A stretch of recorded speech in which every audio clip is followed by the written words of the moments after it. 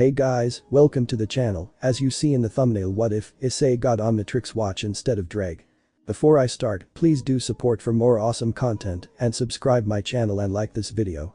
Go support and follow the Nefarious doctor for writing that awesome fanfic, and also make sure to comment on this story, link in the description. Let's start this video.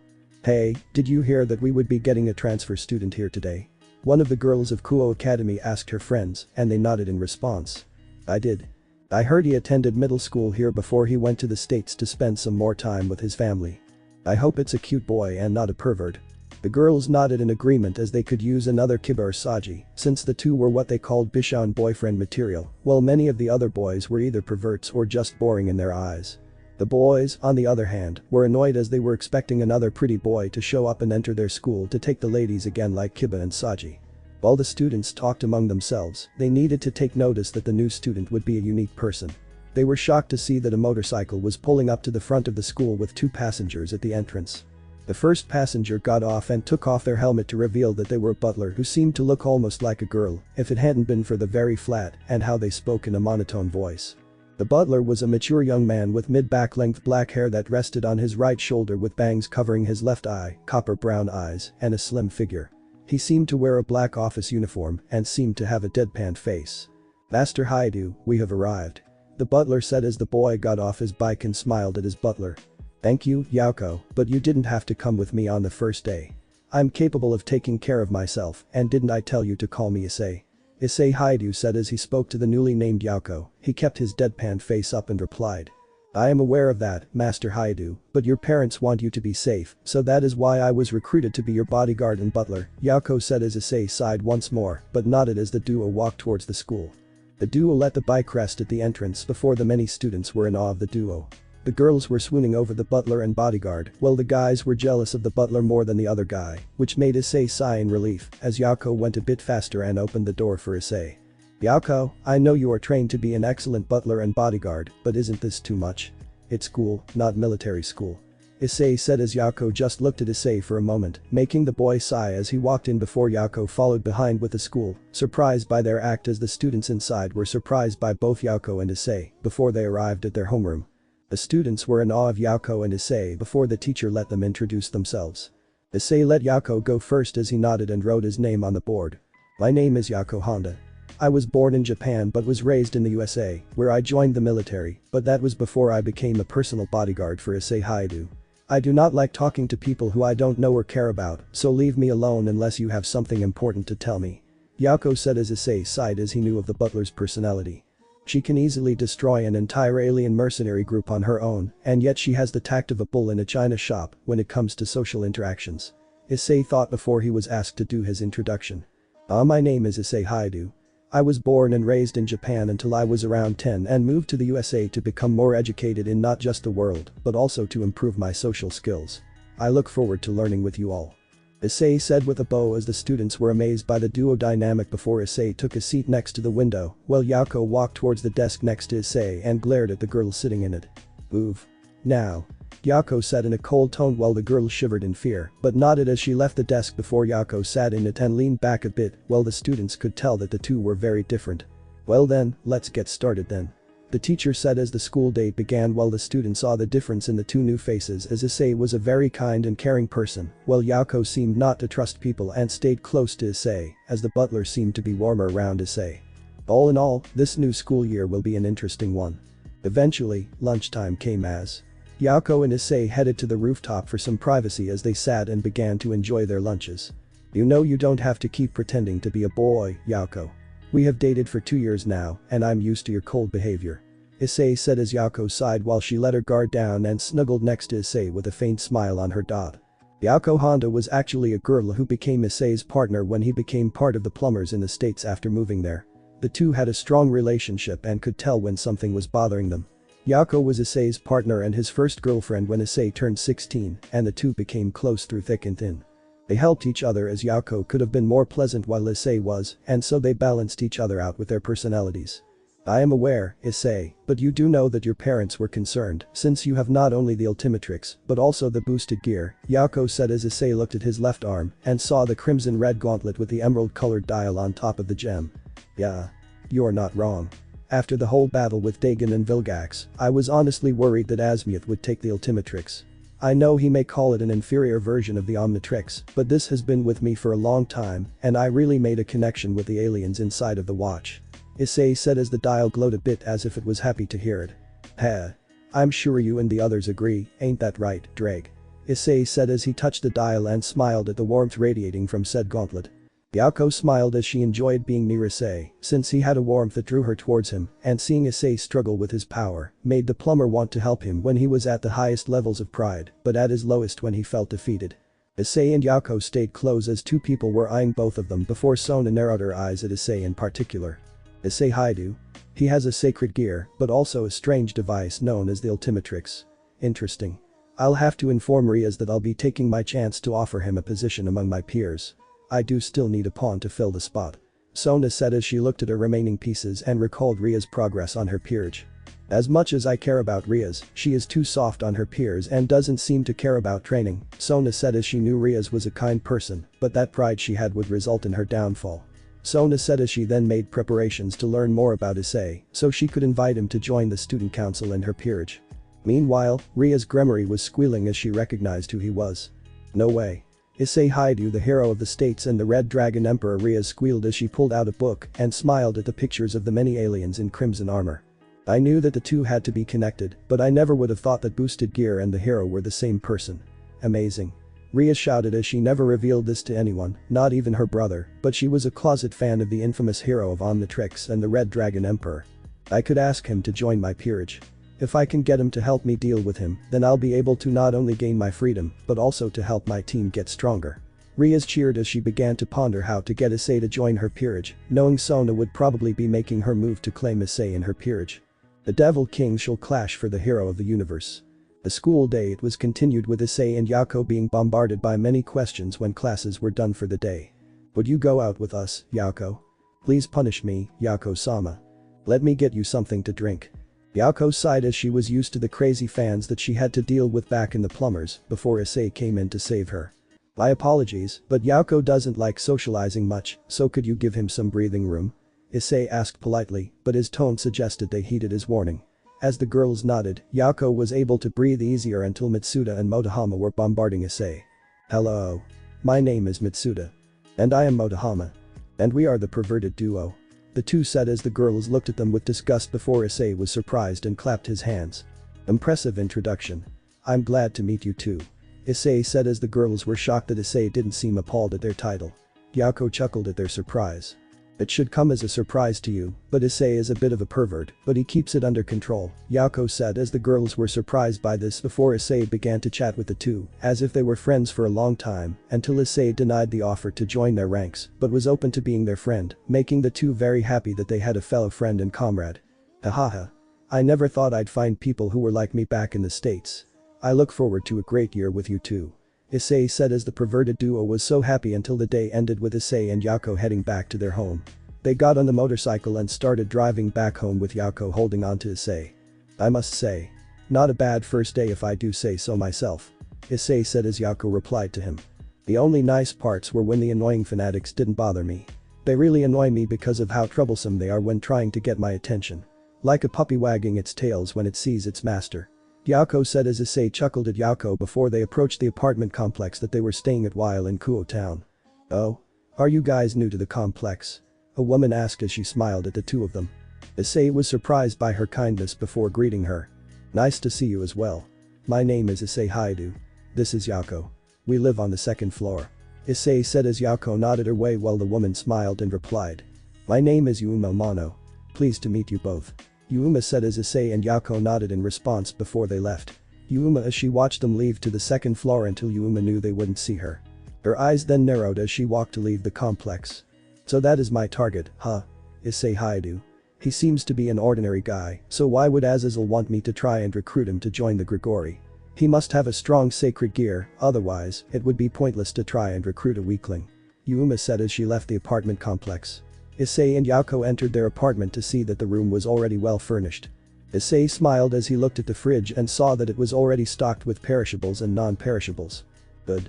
We'll be good on food for a while, however, I do wonder if we will be able to deal with the supernatural beings here in the town. Issei said as Yako nodded in response as she set her bag down and stretched her arms. Issei then closed the fridge and headed to the bookcase in the living room. He then pulled one of the books as the bookcase separated to reveal a large computer before Issei sat in the chair. "Are you going to do a scan of the supernatural in the town?" Yako asked as she looked at Issei, who nodded in response before her face appeared on the screen. "Hey Alpha. It's good to see you again. Did you enjoy mapping out Kuo Town while in the bike rack?" Issei asked as Alpha nodded and replied. "I did. It was very informative since it allowed me to scan the whole town to have its area mapped in my database while I was in park mode. The area provides good places to deal with aliens and supernatural beings, but only the latter are here instead of the former," Alpha said as he created a map on the screen that shows the locations of supernatural beings. "Can you create a profile for them? Their strengths, weaknesses, and all that?" Yako asked as Alpha replied to her. "But of course," Alpha said as he began to pull up a profile on the supernatural beings. First group. The Gremory Peerage. King. Ria's Gremory. Heiress of the Gremory household and wields the power of destruction. Rank. High class. Skills. Magic. Weaknesses. Pride. Holy weapons. She lacks physical training and makes no effort to help her peers become stronger. Threat level. E. Queen. Akeno Himejima. Daughter of fallen angel Baraquiel. Rank. Low class. Skills. Magic and holy lightning. Weaknesses. Holy light-based abilities and weaponry. Akeno is a sadist and will sometimes take her time when fighting her foes. Threat level. E. Knight. Yudo Kiba. Rank. Low class. Skill. Amateur level swordsmanship. Sacred gear. Blade blacksmith. Allows the user to create swords with devil powers. Weaknesses. Holy light-based abilities and weaponry. Weak to stronger opponents. He wears no armor for defense and relies solely on speed.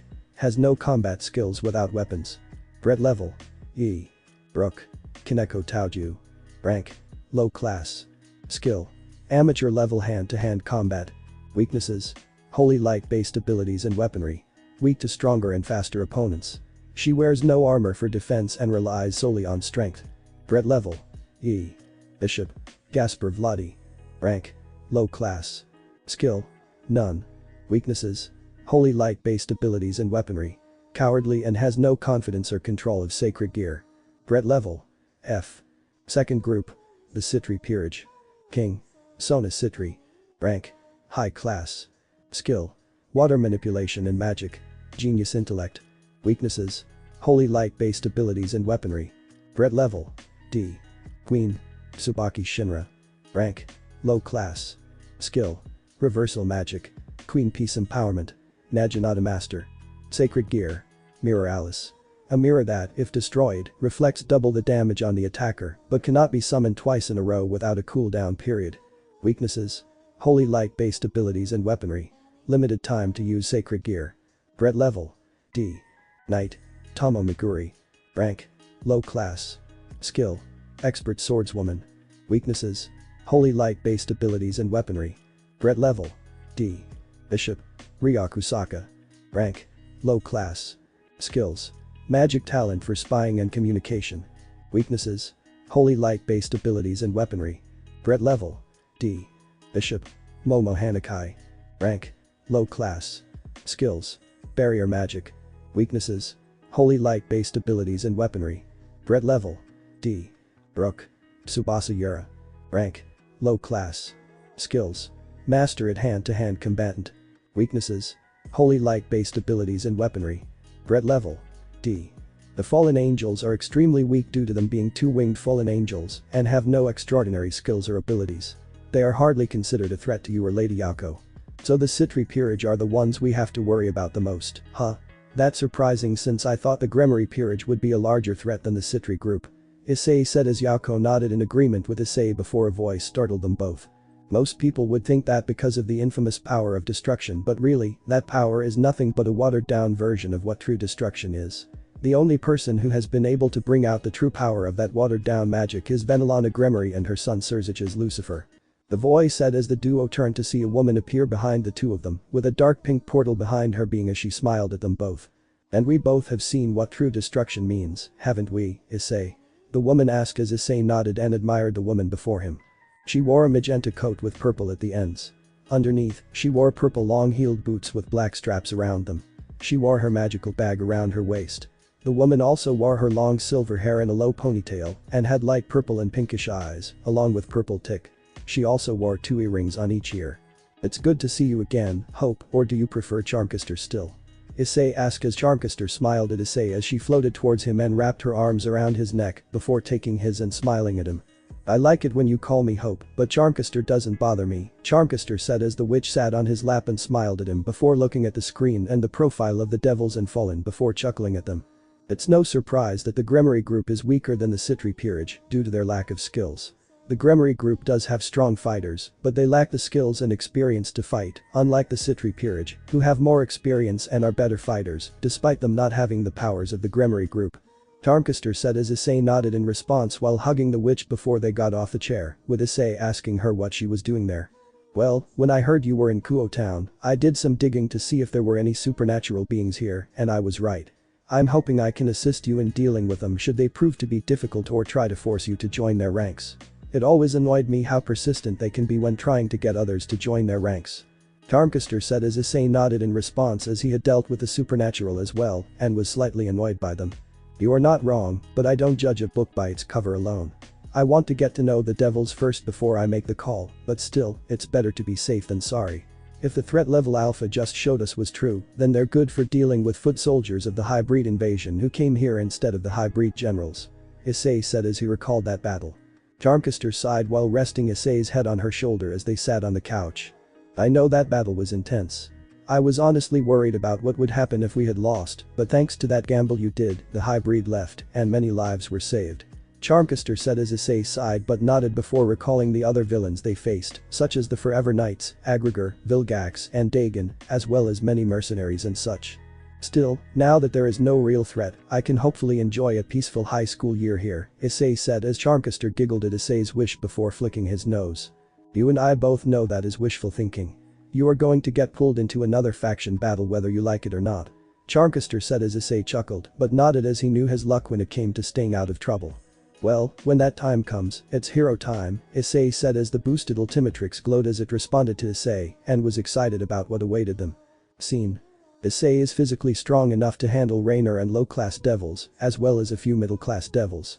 Still, for higher, more powerful beings such as Kakabiel and Vali, Issei will need to use his transformations and powers. Now, as for the Sekirei DXD, here's a sneak peek of the first chapter. Let me know if both this one and the Sekirei should live. Or die. It was a cool evening as a train was unloading its last few individuals off said train for the night. Only a few people were on the train, but one person definitely stood out from the passengers. That person was a tall man with short dark brown hair that had red tints at the end of it, while his eyes were a dark brown, but seemed to be cold, as if he was telling people to leave him alone. His attire looked similar to that of a delinquent of sorts, as he wore a long, black, high-collared, and tattered cloak with shoulder plates. Around his waist was a simple belt. The man also wore loose-fitting dark pants, along with some simple boots that were good for fighting. The man was carrying a duffel bag of sorts while leaving the train station as he looked at the name of the town he was in. Shinto Tito. "It seems nicer than my old town, that's for sure," the man said as he looked at his left arm and saw that it was covered in crimson scales. "You'd be surprised what happened to me after the war in these past few months, Drake. Heh. You'd probably ask me if I knew what I was doing." The man chuckled as he recalled what his old friend would say to him until he decided to head to his new destination. "I need a drink." "But in Shinto Tito. Man, that hit the spot," Kazuhana said as she wiped her mouth after drinking the bottle of sake. Kagari sighed at the wind Sekirei. "Why are you like this sometimes, Kazuhana? You know you can't keep drinking so much or else your liver will explode," Kagari said as Kazuhana smiled with a tiny blush before speaking to him. "Well, it's the best way to drown one's sorrows, and what better way to feel alive than drink until you collapse," Kazuhana said as Kagari sighed before the door to the bar was opened. The man walked into the bar and sat down a bit far from the woman. Kagari and Kazuhana were surprised by his appearance before Kagari went over to him and asked, "Good evening, sir. What can I get you? Water?" Kagari nodded and went to fill up a glass, while Kazuhana couldn't help but feel turned on by the look in his eyes before she waved at him. "Hi there, handsome. What's a guy like you doing here alone?" Kazuhana asked as she sauntered over to him and pressed her on his left arm, but was shocked to see no reaction from him. "Bet your tits off me, skank. I'm not in the mood for your games," the man said as Kazuhana felt offended by the remark before speaking to him. "And what makes you think I am one?" You act like you'd sleep with any guy if they buy you a drink and promise you a good time. Just piss off. I don't feel like sleeping with a slut. The man said as Kazuhana began to clench her fists in rage. Kagari gave the man his glass of water before the man drank it in one gulp. I've seen your type, lady, and let me tell you, I'm not impressed. The man said as he turned to look at Kazuhana, whose eyes widened as she looked at them. As a Sekirei, their species can look into the souls of others and see their emotional pain, so when Kazuhana looked into those eyes, she saw the same emotion she felt when her feelings weren't returned to her by the man she loved. Sadness. Kazuhana unclenched her fists as she sat next to him and sighed. I'm actually a virgin, believe it or not. I act like that because we are like broken-hearted by someone we loved. The man was shocked by this as he chuckled as he spoke to her. Heh. Well, if you like me, then you must have had some therapy to deal with, since I had a messed up brain because of the bullshit I had to deal with. It got worse when I was betrayed by the woman I loved, who not only cheated on me, but also berated me while making out and with her boyfriend. The man clenched his left fist tightly as he looked at his naked ring finger and sighed. Would you believe me if I told you that we were engaged to be married? Kazuhana and Kagari were surprised by this before the man nodded. It's true. Want to hear my story? Kazuhana nodded and listened to how the man began to regale his tale of how he was just a normal perverted but honest boy who desired to have a harem to treat as the queens of his world with love, respect, and affection. The man said his name was Issei Haidu and how he was killed and betrayed by the first girl who said she loved him and left a scar on his heart. Then he spoke about how he was able to heal thanks to his friends and learning to be open and love again. Still, all that resulted in Issei being betrayed by the woman Issei wished to propose to, his ex-girlfriend Ria's Gremory. Still, sadly, the dagger stabbed his heart again when he saw that Ria's was already at the restaurant with another man, whom she met at her college, and seemed to be very close, since Issei followed them to a love hotel where the two made love, and Ria said she would dump Issei. It hurt, but when Issei went to see his other girlfriends, he saw that each of them cheated on him and betrayed the promise they made to each other.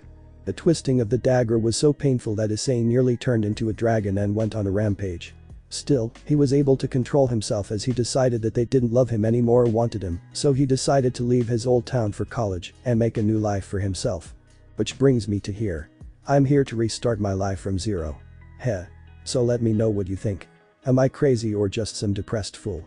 Issei asked as he drank another glass of water before Kazuhana reached out for his left hand and took it. No. Issei then looked at Kazuhana as she spoke to him. You did nothing wrong. You are telling the truth and you are not a bad man. Kazuhana said as Issei chuckled at him. Yeah, right.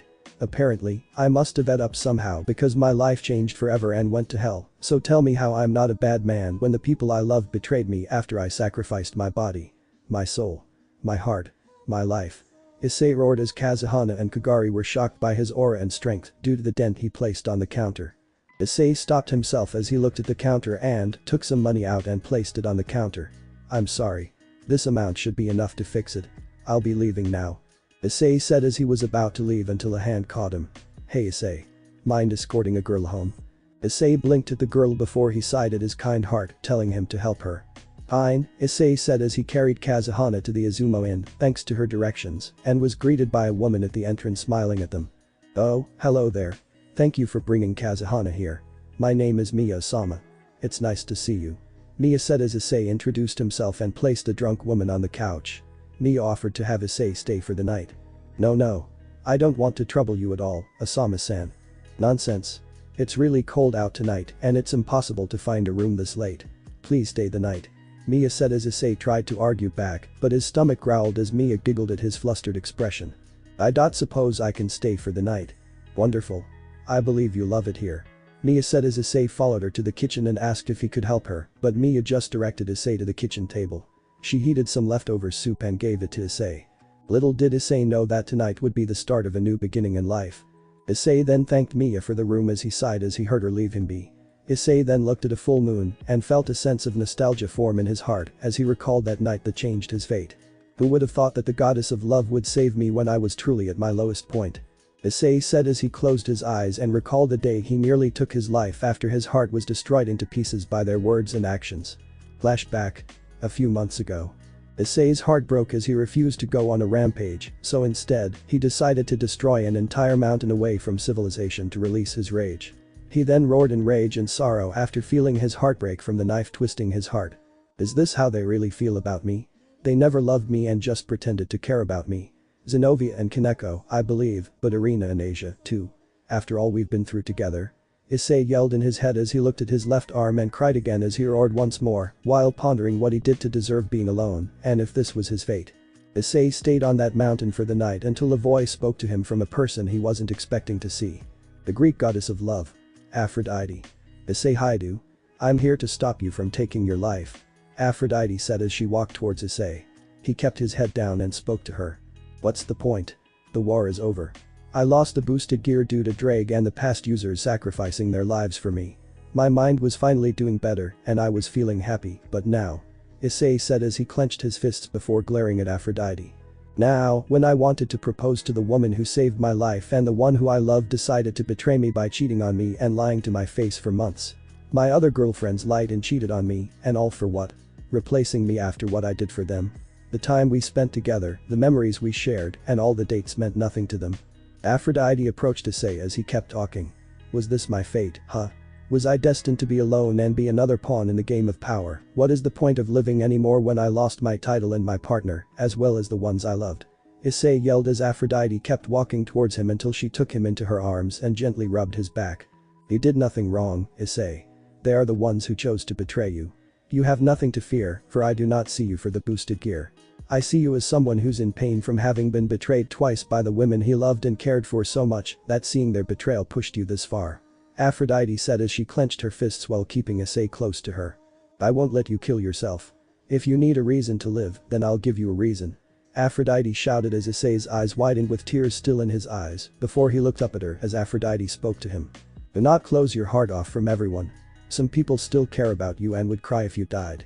Some will appear to fill and fix your broken heart, but promise me that you won't kill yourself and let this pain keep you from being happy. I'll try, but how? Issei asked. Aphrodite said nothing at first. She then edged the top of his head before hugging him close as a mother would a child. Live. Live your own life, Issei Haidu. Don't live as Issei Haidu, the Red Dragon Emperor, or Pawn of Gremory. Live as yourself and learn to love again. The ones who still love you are out there, and some will fill the hole in your heart. Trust me when I say many love you, Issei. So please keep this promise. Aphrodite said as Issei clenched his fist as he struggled to keep their words away before nodding. Okay. I promise I'll live. And it was on that day that the broken man who was once a pillar of strength and inspiration was now a person who thought he had nothing left to live for, but it was the words of a goddess who was able to save him from ending his life. Then flashback. I made a promise, and I'll try. I'll try to live for myself, Issei said as he relaxed his body on the futon before closing his eyes, not knowing that his life would always involve the supernatural in some way. Tonight is the night that a game shall begin, with many birds being released into the city. And now it's time for the game to begin. Let's see how the god's will favors the destined ones of the Ashikabi. Minaka said as he stood on top of a clock tower as the bell rang to signal that it was now midnight and the start of a new year. Issei was mumbling in his sleep as he cuddled with Charmcaster and Yako before hearing an air horn blast into the air, which freaked out Yako as she brought out the machine gun she kept close to her side of the bed. What the? Who's there? Yako shouted as laughter filled the air, while Issei groaned due to him recognizing the laughter. Ugh. Again, with the horn, Zambina? Issei asked as he yawned and got up from the bed before a jester girl appeared out of the shadows, giggling at the trio waking up and glaring at her. Zambina was the daughter of Zombozo, the psycho clown and a mischievous prankster. Unlike her old man, she preferred to be a jester clown who made others laugh and didn't feed off their laughter. She didn't like the idea of making an audience happy since she enjoyed putting on a great performance for others to see and love, so it wasn't a surprise when she was able to make it big in the entertainment industry. Don't blame me. Blame how hilarious air horns are. Zambina said as she blew the air horn again before Yako shoved a cork and said horn. How did you even get in here? Yako asked as Zambina reached into her jester hat and pulled out a simple key before replying. That's easy. I picked the lock with my handy lockpick set. Zambina said with a wide grin before Issei appeared in his school uniform and asked. So what brings you, Zambina? Last time, you needed our help in taking down your old man again and his minions. Issei said as he recalled Zambina being more of a chaotic neutral character, since the female jester may be crazy and love to cause chaos and mischief, but she never crossed a line like her old man did when he first met Zombozo. Oh well, the thing is that I wanted to ask if you have heard anything from the chat lately, since I heard that an old friend of yours may be coming to find you. Apparently, someone wants you dead more than your cousins and friends. Who? I don't know, but I can tell you that they got an axe to grind with you. Remember Freed? Zambina asked as Issei recalled the psycho-exorcist who was a lowly serial killer who worked with others like Animo, Vilgax, and even the Forever Knights. Freed Selzen. Wasn't that psycho finally taken in when we had his sister help us bring him in? Issei asked as Zambina nodded in response. Yep, but she told me that he's been set free by a fallen angel or a devil. Who? She doesn't know, but I have a feeling that the archangels know who wanted that psychopath, and they might be willing to help if. Zambina said before Issei cut her off. Hell no. I already told Michael that I wanted nothing to do with him after what he did and lied to me. That coward has destroyed my trust far too many times in the past 7 years of my life, and they nearly got my cousin killed by that psychotic narcissist asshole Freed and those knights who once served the church. So give me one damn good reason why I should trust anything they have to say. Issei asked as he had a deep hatred for Michael for the stuff he pulled in the last 7 years. Michael was a man he once respected, but when he asked for help in dealing with some rogue Forever Knights, he recruited Ben and tried to make him a full-fledged exorcist. But when Issei had to save Ben from nearly being killed by the Forever King, Issei made sure to keep Michael away from his cousin little brother after the Forever King and Freed nearly killed Ben. I understand you got a grudge against Michael, but you and your cousins liked speaking to Gabriel and Lint, Zambina said as Charmcaster scoffed at the clown girl. Maybe, but I've worked with the Church and Angel faction, and trust me when I say that many of them aren't exactly good people. Especially if they let a psycho like Freed be an exorcist under their control, before setting a rabid dog like him loose, along with that bastard Valper, who is a disgrace to priests and magic. Charmcaster said as she clenched her teeth and recalled the annoying priest who didn't seem to mind killing innocent children, all for a living weapon that the church funded, while the angels turned a blind eye to the deaths of those kids. Hey, I'm just a messenger. I'm not a friend of the angels, but they know you wouldn't trust their word, so Gabriel told me to send the message. Zambina said with her hands up as Yako scoffed at the clown. Well, tell the featherheads to back off. We want nothing to do with them, especially since they were of no help when we needed them during the hybrid invasion, Agrigar, or even Dagon. Yako said that she didn't trust supernatural beings since she believed they were all the same. Selfish, egotistical, power-hungry, and incompetent when it came to dealing with threats. Zambina sighed as she nodded before making a little note and throwing it in her hat. There. Now, let's have some fun, huh? Zambina asked as she wrapped her arms around Yako and Issei's neck before Charmcaster pulled her off them. Sorry, Zambina, but they got to school. Now, if you had come last night, then you could have been part of the fun. Charmcaster said as Zambina's eyes widened before she laughed at the trio. Aw, man. I always miss the fun when it's around you three. Oh well. I'll see you guys later.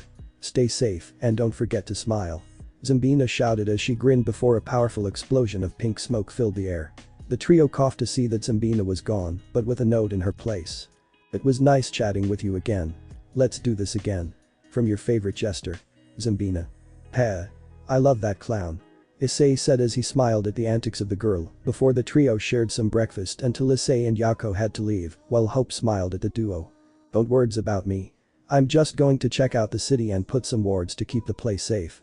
Hope said as Issei and Yako nodded and ed Hope a fond farewell, which made the witch smile at her lovers before seeing the two leave the apartment. Hope then left the apartment building, floated towards the church, and smirked as she felt the presence of the fallen angels. I suppose I should give them a warning before they try to do something stupid like trying to fight Issei and Yako. Hope said as she generated her magic and landed in front of the church before snapping her fingers. A dome appeared around the church, invisible to the naked eye, but a special spell that Hope had made to keep her prey from escaping. Hope then summoned her staff and her massive minions, before blasting magic fire into the building, causing the fallen angels, as well as the rogue exorcists they had as grunts, to flee out of the building. Oh my. Suppose it isn't 4 little crows and a couple of worms in a holy house of God. I should probably clean this place up before you leave your disgusting stench in a place of worship. Charmcaster said as she snapped her fingers, her minions roaring and taking down the exorcists with ease, until Hope smiled at the 4 fallen angels appearing above the church. Just who the hell do you think you are? Middle shouted, wanting to attack her, but Donaseek stopped her. Don't underestimate her. I may not be part of the Magician Association, but I'm fully aware of who she is. The daughter of Spellbinder and the most powerful magician I know of. Charmcaster. Donaseek said as Hope smiled at the fallen. Why, thank you for your kind words.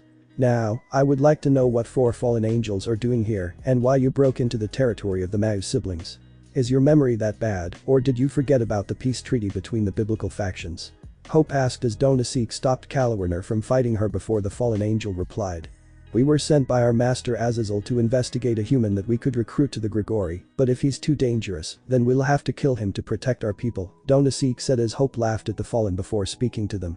Do you honestly think you're capable of defeating Issei Haidu? Hope asked as the trio of fallen was shocked by the name of the human being spoken from the magician's mouth before a smirk appeared on her. Oh yes. I'm aware of who you are here for, so I'll spare you the embarrassment when you try to either recruit him or that idiotic bimbo of a fallen tries to kill him. Her name is Rainer, right? Donasik then appeared behind her to try and stab her with his light spear, but Hope merely smiled at the fallen's attempt to kill her. Aw. How adorable. Hope said as the spears hit a massive shield that deflected the attack and hit Donasik as well before both Kalwerner and Mitlet tried to strike Hope, but the magician merely let the shields deflect the weak attacks.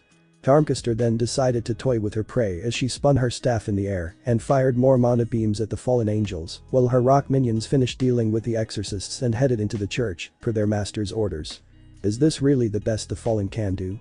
Hope mockingly said as Kalwerner glared at her and tried to strike her with multiple light arrows, but Hope merely laughed as she held out her hand and stopped the spears before the light spears became pink. She then snapped her fingers as the arrows flew back at Kalwerner, who couldn't dodge in time. As her arrows skewered her, Kalwerner fell to the ground, her blood choking her as she tried to move, but couldn't due to the arrows. Hope then saw Donasik attack with a light sword and clash with her staff. As she deflected, the sword struck before the magician was able to get a golem bird out and distract Donasik for the staff head to slam Donasik into the ground. Middlet was nervous as she saw Hope float towards her. The fallen couldn't move out of fear, taking over her body, before Hope smiled at the girl and patted her left cheek.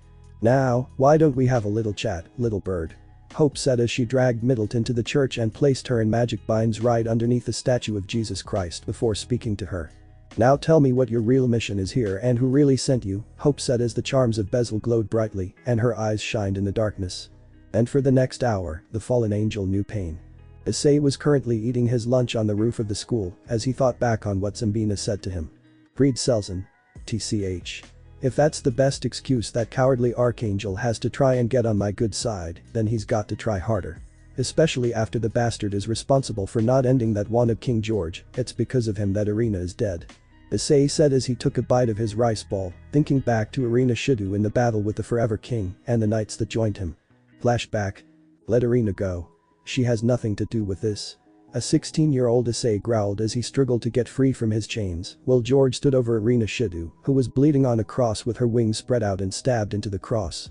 The angel faction and the exorcists have corrupted this girl, and so we shall set this girl free from her chains, George said as Issei's eyes glowed emerald as Drake and the other aliens growled at them being held down by cowards who see themselves as the good guys, but all they are doing is murdering people. TCH. You say she's corrupted? Irina Shidu is the most honest person I know. Let her go, George. She has a family and friends back home. Your fight is with Dagon. Not innocent people like the ones you and your knights killed in cold blood. Issei shouted as some of the knights slammed him down before George shouted at them. Enough. George shouted as he walked towards Issei and looked at his eyes before speaking. I understand your rage for me, but Dagon shall return if magic continues to exist, so we must get rid of all magic, including the aliens as well. The aliens and supernatural beings have done more harm than good to the world, so as the defenders of the world and humanity, we shall end their reign among us. I know this will hurt at first, but give it time, and you will soon understand why we do what we must. Issei couldn't believe what he was hearing as George lifted his sword and went towards Irina. So you're saying that there are no good people or aliens in the supernatural world? Do you think that you knights are protectors when all you are doing is killing innocent people? You are even worse than Vilgax or Egregor. Unlike you cowards who hide your blood-stained ideals behind a mask and armor, they actually have some bits of honor in them when I fought them. Issei said as the Forever Knights glared at him. Irina smirked at Issei's comment towards the knights as she yelled in pain due to her wings being sliced off before a sword stabbed her in the heart, leading to Irina coughing up blood before she was led off the cross as she then crawled towards Issei. The knights attempted to stop her, but George stopped them as Irina and Issei met in the middle. Irina used the last of her strength to hug her friend, whom she was happy to see, and that is, shocking Issei before ing her back. The knights didn't care for the affection they were witnessing until Irina hugged Issei tightly before whispering some words in his ear. Issei, don't become consumed by rage, I love you, so please live for me and do what you do best. Protecting people. Irina said as she then died in his arms. Issei looked at her serene face. She had a smile on her face even though her eyes were closed until Issei slowly stood up as he had his head down, with his hair casting a shadow over his eyes. I understand that you are hurt by the events that have transpired, but do understand that what we do is for good all of humanity, George said as he was about to touch the boy's head before he received a foot to his face, sending him into the stone wall, as the knights were shocked by this before hearing Issei chuckle, as he slowly laughed at them all before laughing loudly into the sky. You call yourselves the ones who protect humanity? Where were you when Vilgax attacked the earth? What about Agrigor the Forever King when he tried to use an unstable power that could destroy many civilizations? Where were you when Albedo was trying to destroy the world? Did you not care about humanity then? Issei asked as his body began to release a crimson-red aura before the boosted gear appeared. The watch also began to glow in emerald light, with the aliens switching all around as Issei could hear their voices. Kill them. Make them pay for their cowardice. Show them what true fear is. Make them suffer for what they did. Avenge the angel. Make them pay for Irina's death. Issei could hear them all as he felt a familiar alien that he had sealed in the watch after Issei and his cousins had been able to defeat him. We both know you want to make them pay, but not give in to your rage, so let me out and we can easily make them pay for taking away our angel. A pale skull whispered into his left ear as Drake was whispering into his right ear. As much as I hate to agree with that psycho, he's the right partner. They have wronged us, so if it's a fight they want, then it's a fight they shall get. Drake said. Issei nodded inwardly before using his aura to break the chains that bound him. George was able to leave the rocks to see the angel wings of Irina flying towards Issei and became holy magic, and then entered the boosted gear as the watch glowed yellow until a new transformation appeared in the system. I'll do it, but not as a being of darkness. No, this deserves judgment from a being that is from the heavens. Issei said as he then spoke to George with yellow eyes. Transform. You wouldn't dare, George said as Issei spoke his new transformation name. The name of an angel that was blessed with the powers of the sun to match the angel's warm personality and kindness they had for all living things. Male. Issei's watch activated as he was embraced by the warmth of the sun and he felt the arms of Irina hug his body. I'll be with you, Issei, always as your guardian angel. At that moment, the Forever Knights learned true fear when they looked at the angel of wrath that wielded the flames of heaven. Then flashback. Issei was taken out of his flashback by Yako shaking his shoulder.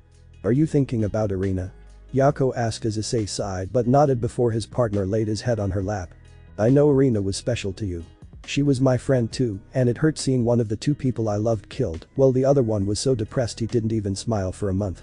Yako said that as Issei knew that Yako and Irina were friends before Issei came in, the trio was almost inseparable. The three of them had feelings for each other, so they kept their relationship a secret but still enjoyed the time they spent together. Yeah. It hurts, you know. Even after we brought Irina back to her folks, her mother hated me and wished I had died in her place. If I could have saved her, I would have, but one of the harsh things I learned is that I can't save everyone even with the boosted gear and the Ultimatrix at my side. Issei said as he touched his left arm while Yako recalled the scars on his body and how he kept his head held high when fighting, but when mourning the loss of the departed, Yako saw a boy with a kind heart who learned the consequences of war. Indeed, especially when you didn't mind her throwing that rock at you that made you bleed for a bit, Yako said as Issei sighed and nodded before letting his body relax in the lap pillow that helped his mind enter a light sleep. At the same time, Yako smiled at her partner's sleeping face before gently laying his head. Rest assured that I'll make sure you are safe, Issei. After all, it was Irina's last request to be before she died, and being with you helped me fall in love with you more. Yako said as she ran a hand against his cheek. Issei smiled at the affectionate touch from Yako, which made his partner smile at his human side. Yako knows Issei has a hero persona that he puts on when defending and fighting others. Still, when the battles are over, Issei takes off the mask and lets his body and head rest, especially after the Battle of Dagon that resulted in many lives being lost due to the dark magic of Dagon. However, Issei refused to give in as he and his cousins kept fighting despite Vilgax betraying Dagon and taking his power for himself. It was a deadly battle with an old foe, and Issei had to break the one rule of being a hero. Not to kill his enemies. Issei never liked the idea of killing, even though his aliens were so powerful they could cause damage to the entire world. However, there have been times when Issei nearly let his rage consume his mind to destroy them. And they were the ones who pushed him to the brink of destruction, where Issei wanted nothing more than to destroy them until there was nothing left. Fortunately, Issei had Yako, Ben, Gwen, Max, his parents, and even Kevin to keep himself grounded, so he never crosses that line to the point of no return. Yako had taken up the role of making sure Issei was mentally stable and made sure that he wouldn't feel guilty when he was killed for the first time. The two were close and supported each other in their missions, and granted, their hands weren't clean, but they kept each other from falling into despair and sadness.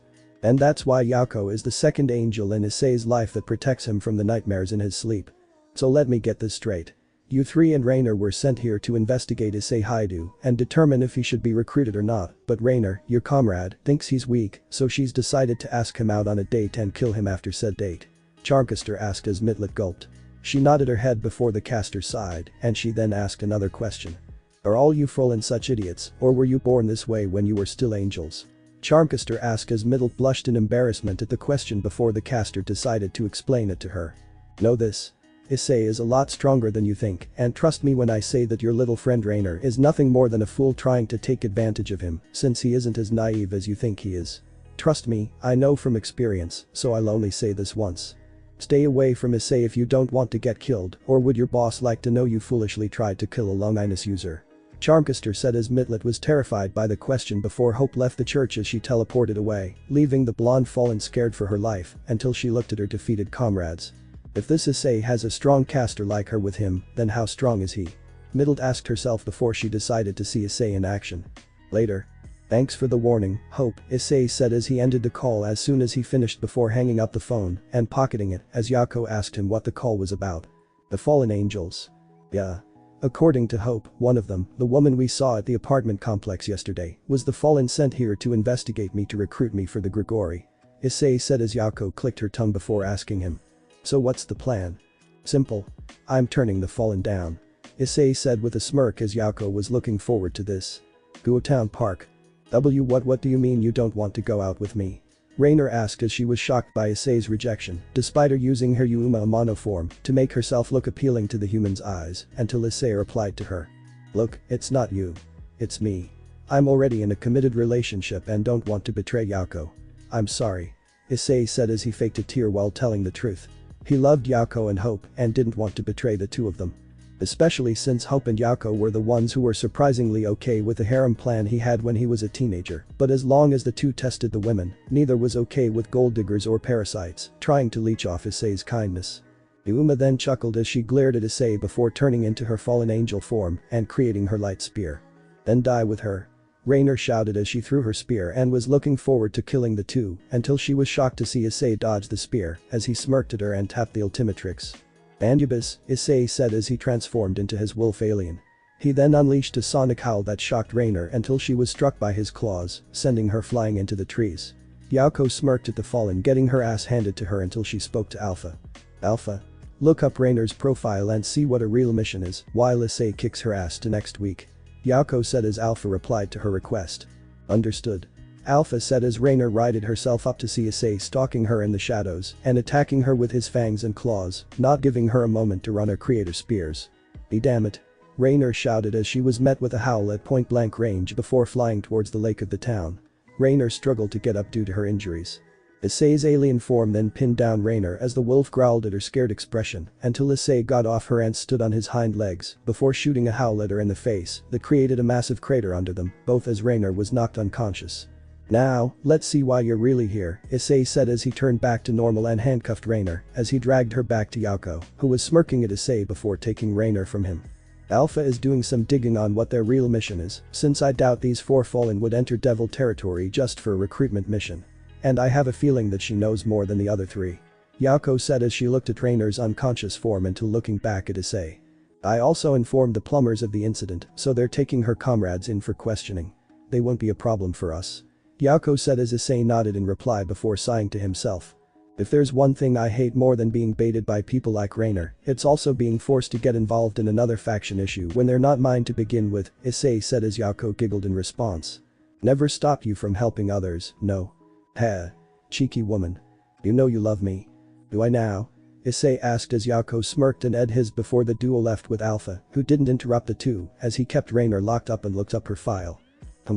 Interesting. A rogue fallen angel from the Grigori for treason. Interesting indeed. Alpha said as he looked at Rainer's file. Rainer groaned a bit as she slowly woke up to get hit by a bright light until it dimmed to where she could see. Ow, what? What happened? Rainer said as she tried to move, but she couldn't move an inch until she looked at her wrists and yelled. Why am I in an X position? Someone help. Rainer yelled but stopped when she realized she was howling to the air. She shut her mouth before asking herself, what the? She looked at a mirror next to her and gasped at her appearance. Rainer was no longer a fallen, but did not appear as a demi-human, that was, a dog with ears and a tail, as her attire was changed from her original attire to a maid uniform. Why am I dressed as a dog girl in this skimpy maid outfit? I demand to know who's responsible for this. I have a lawyer. Rainer yelled before she turned pale when she heard a dark chuckle. Aw, it's cute how you think you could have gotten away with lying and trying to seduce me with that fake disguise. You're not the first, and you probably won't be the last, so I give you an A for effort, but poor execution on your end.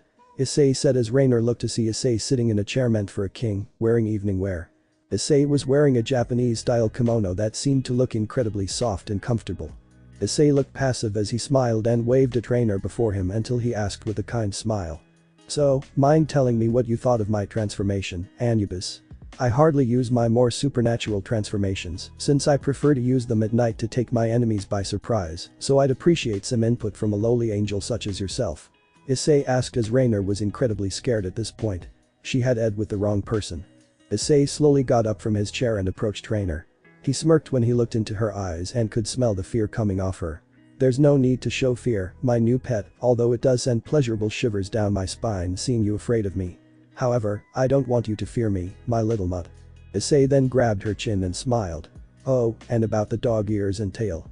I intentionally wanted a maid to clean up the place while Yauko and I were at school, so I used a special pamphlet from Charmkisker that makes you my slave or servant in this case. You'll be my maid, so don't get any funny ideas, former fallen angel Rainer. Rainer looked at him and asked. What do you mean by that? Who in the hell are you anyway? Issei chuckled. Who am I? That's funny. You should ask that since you tried to kill me just a few hours ago. My name is Issei Haidu. My profession is being a hero. I'm 17 years of age, and you can tell I've done very well with my schooling and have the opportunity to enjoy a somewhat normal life here, but that was interrupted by your attempt to kill me. I have to say that you are definitely the weakest of those who have tried to kill me in the past. Oh, and there are some other people, like yourself, who wish to steal the Ultimatrix from me and kill me, such as your fallen comrades being some of them. Issei said with a smile as Rainer's eyes widened before she snarled at him. So you're the reason that my group and base are missing. Where are they? Issei backhanded Rainer in the face, smirking upon hearing her moan in what sounded like "You have no right to demand anything of me, mutt." Rainer hid her moan as she looked at him, while Issei glared at her with his dark brown eyes. Know that I'm not against punishing you for misbehavior, so be a good puppy, or I'll have to punish you. Tell me. Do you prefer being cut, whipped, or spanked? And as for your friends, I assure you they're fine. My team and I turned them back to Azazel, so he'll deal with them. Issei smirked as Rainer looked down, her hair covering her eyes. She then began to mumble something.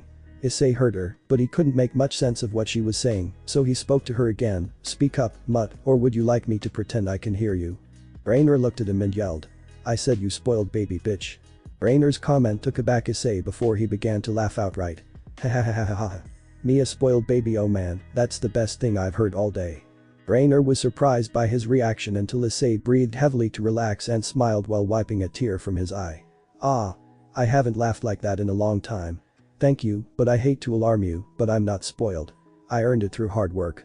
Though I hardly doubt a flea-bitten, indecent, and horny mutt would even know what to do besides spread her legs, pant and moan like a bitch, or even on anything resembling a rod. Rainer blushed at the thought before she snapped herself out of it. But this was noticed by Issei. Huh. From that reaction alone. Issei's face slowly grinned as he spoke to her. Oh Kami.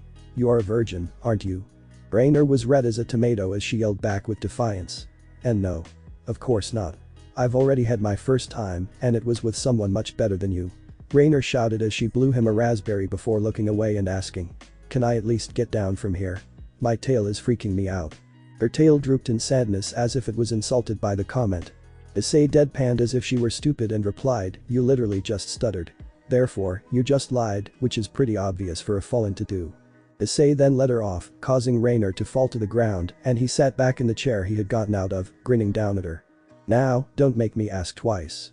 Why are 4 fallen angels in a devil's territory? If your answer is truthful, then I'll let you live, but if you lie to me. Issei's grin then became wider as his body began to shift as if he were a demon, with his body becoming a mutant of different aliens that seemed to be similar to the supernatural creatures.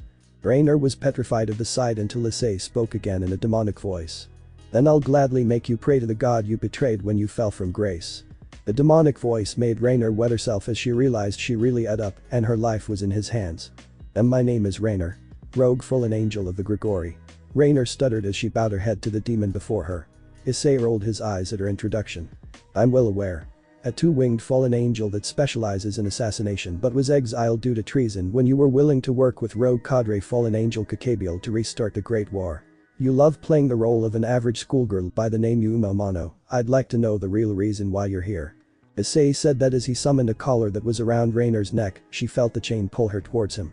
She couldn't take her eyes off the emerald green light that began to show in Issei's eyes before swallowing her spit as he continued. Now, be a good dog and speak, Issei said in his demon voice again as Raynor nodded before speaking to him for the next couple of minutes. Meanwhile, are you sure it was a good idea to leave Issei with the interrogation? Maybe we should have had you do it, Hope. Yako said as Charmcaster rolled her eyes before replying to her girlfriend. I understand you worried, but honestly, that fallen bitch is very lucky that Issei convinced me to let him do the interrogation. If I had it my way, I would have broken her mind and not given care about the result. I know the fallen, and the only ones I trust are Baraquiel, Azazel, and Penemu. Those three were the only ones my father trusted, and they earned his respect and proved to be loyal to him until he died. Charmcaster said as he looked at a sleeping Raynor on the couch in Issei and Yako's apartment while Issei had transformed into his small Nemuina form, he called Dreamcatcher. Issei was amazed by this small pixie-like alien. Although it may be weak to physical attacks, when using its powers to enter the dreams and minds of others, the alien's true powers are shown. Nemuina is the master of the dream world and can manipulate dreams to be either good or evil, which is why Issei used this one to enter the minds of those he interrogated to get the information he needed. Raynor began to twist and turn in her sleep. Then, she was held down by magic bindings from Hope as she smiled at the fallen. Looks like Issei is making a terrifying nightmare for the poor girl. Hope said as she saw Raynor gasp aloud as red mist then began to leave her mouth and eyes as a small fairy formed from the mist cloud that formed above Raynor to reveal Issei's alien transformation. Dreamcatcher. I got the info we needed, Issei said in his chirpy feminine voice, which made Yako stifle her laughter, while Charmcaster laughed her off as she rolled on the floor. Oh man, my side. They hurt. Ahahaha. You sound like an actual fairy princess, Issei. Charmcaster said as Issei was so close to sending her to the dream world due to that annoying nickname before Yako stopped him. Now. Play nice with her and hope to be nice to Issei. You know he hates that name ever since he didn't ask for it when that queen of the Nemuina was flirting with him. Yako said as Charmcaster calmed down and nodded. She sat up and looked at Issei before asking. Okay. I'm sorry, Issei, but what's the deal with her? Why was she here? Charmcaster asked as Issei turned back to normal, sat in a chair, and began to explain the situation. It appears that she and her comrades were here waiting for a nun named Asia Argento. Apparently, she's an exiled nun with a rare sacred gear known as Twilight Healing that can not only heal wounds on many species, but also has the potential to resurrect the dead. Issei explained as Hope scoffed at the fact before speaking to them. Ha! Resurrect the dead? That's rich since Twilight Healing can resurrect a person, but like all sacred gear and magical relics and items, there's a catch to each. Trust me when I say that the sacred gear can give but also take from the user. Hope said as she pulled out a book and pointed to the picture of the silver rings. They use the magic from the user to heal others of their injuries, but if the user wishes to bring a person back to life from the dead, then all they're doing is condemning themselves. The user sacrifices their life force to bring back the dead, but how many years or months depends on the person they're trying to bring back to life.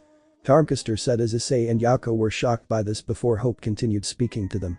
My father and uncle have seen many past users use those rings to heal and help others, but their generosity and kindness ultimately lead them to death by either betrayal from their comrades or bringing their loved ones back to life, which only resulted in the other taking their life to be with their beloved. Such a shame that such a powerful sacred gear falls into the hands of the fools who believe that they can save anyone. Charmcaster said as Issei had a look of pity on his face as he knew that all too well since he had a sacred gear, and even when Issei tried to save everyone, Issei couldn't, which was a harsh truth he had to admit to himself. You're not wrong, but be that as it may, I still want to make sure this girl is safe so we can get in touch with Azazel and see if he would take her in and help her grow as a healer, Issei said as Hope smiled at Issei, knowing that he wanted to help this girl before she stood up and stretched her arms. I know you will. I'll contact Azazel and tell him the situation, but for now, I have an errand to run. I'll be back later, Hope said before taking Raynor with her. I'll also be taking the fallen with me.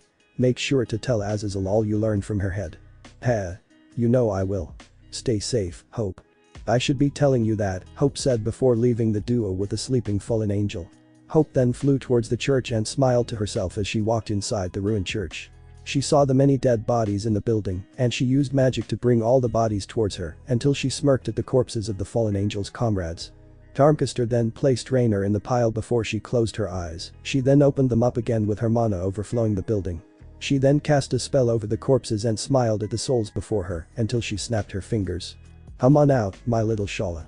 It's time for lunch," Tarmcaster said as she had a summoning circle appear before her to bring out her familiar, a deadly being who takes upon the appearance of a teenage girl. "Greetings, my master. Is there some souls for me?" Shala asked as she giddily asked Hope as if she wanted some delicious candy, which made Hope smile at the girl before offering the souls to her.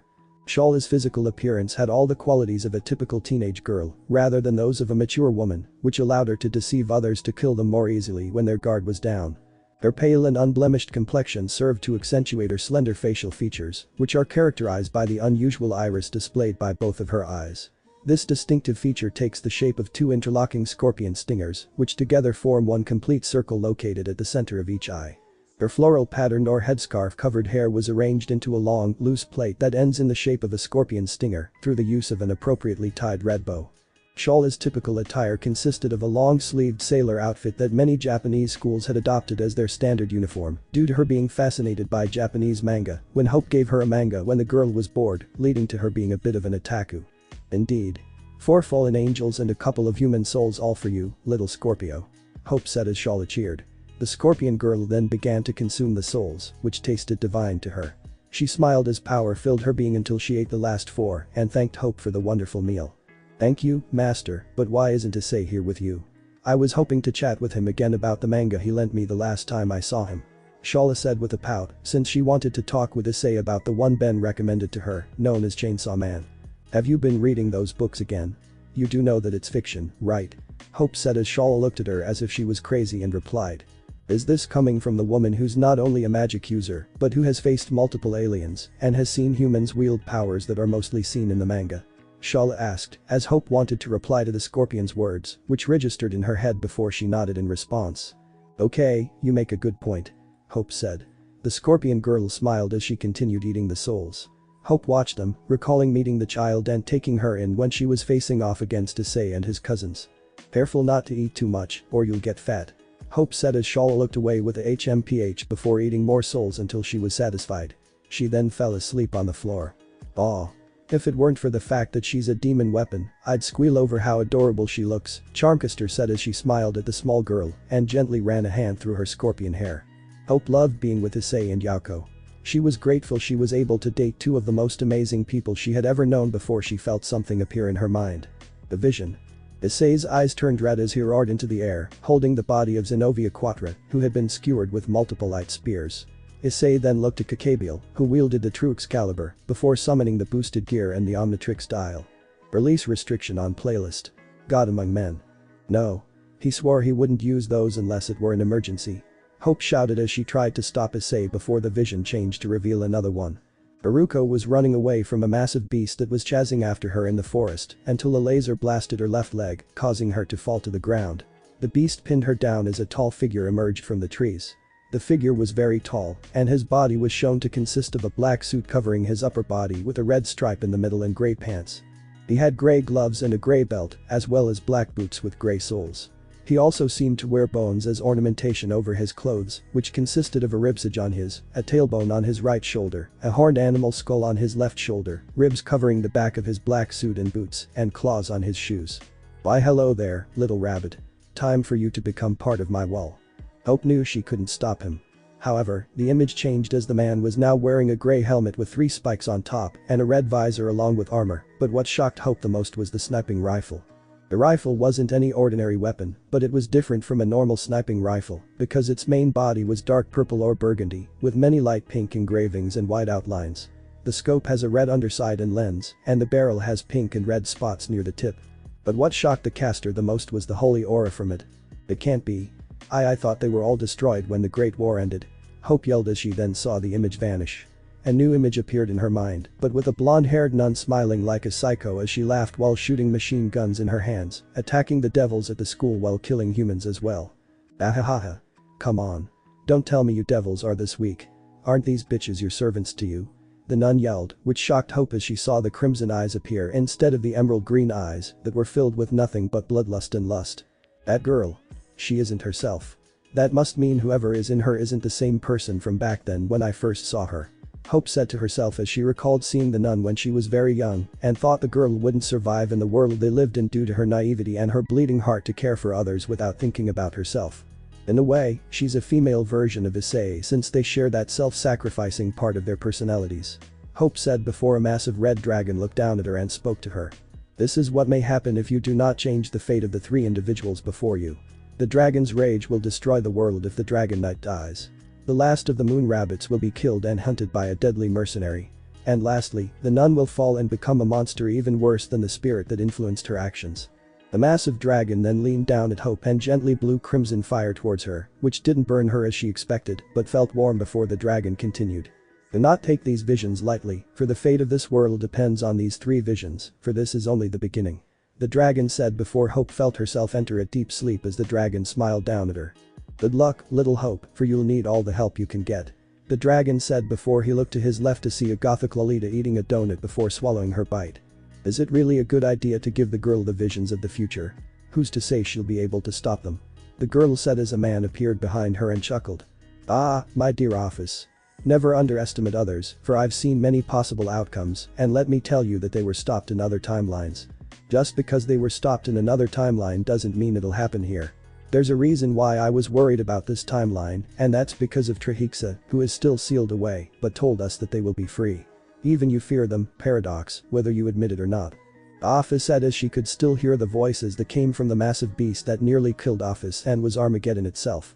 Paradox knew that even speaking the name of the monster sent shivers down the time traveler's spine.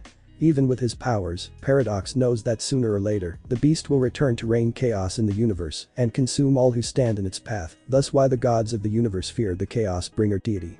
Trihexa. Indeed. I fear the day they shall return, but all we can do for now is prepare for the day of reckoning, and hopefully, we'll be ready for them. Paradox said his office and Great Red agreed with the time traveler. Then, the trio continued to watch over the world that they were in charge of protecting. Hope gasped as she woke up from the visions, then saw Shala snuggle up to her. This made Charmcaster calm down. She rubbed the head of her familiar partner, looked back on the vision she had seen, and pondered her next move. Judging by how they occurred, Asia's is probably the one that will occur first before the hunter shows up to attack Haruko, but a moon rabbit descendant. She probably doesn't even know about her bloodline.